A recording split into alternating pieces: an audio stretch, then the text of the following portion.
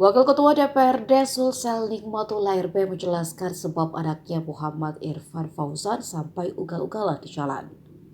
Peristiwa tersebut terjadi pada Sabtu malam lalu. Sang anak yang mengendarai Pajero Sport hitam itu terekam kamera ugal-ugalan di Jalan Urip Sumiharjo Makassar hingga menyerempet pengendara motor. Videonya pun viral di media sosial. Nikmatullah yang ditemui tribuntimur.com pun menjelaskan kronologi kejadiannya dari keterangan sang anak. Saat itu ia tengah keluar untuk membeli nasi kuning. Karena mendapat telepon dari rumah untuk segera pulang, Irfan Fauzan lalu mempercepat laju kendaraannya.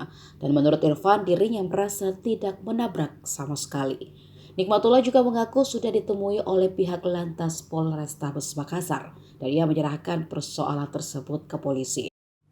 Menurutnya, jika kejadian itu membuat pelanggaran yang fatal, ia mempersilahkan sang anak untuk ditahan. Mobil dinas.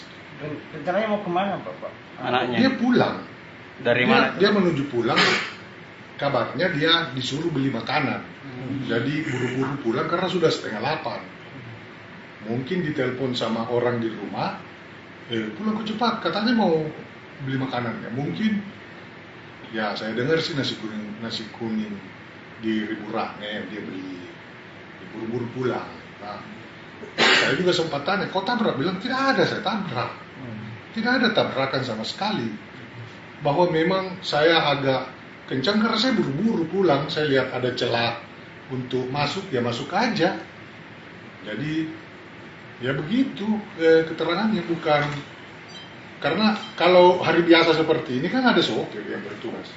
Dan saya bisa suruh atau bisa disuruh orang di rumah, pergi beli makanan, pergi beli air, aqua botol, apa kan kita di rumah pakai itu, atau disuruh pergi beli galon.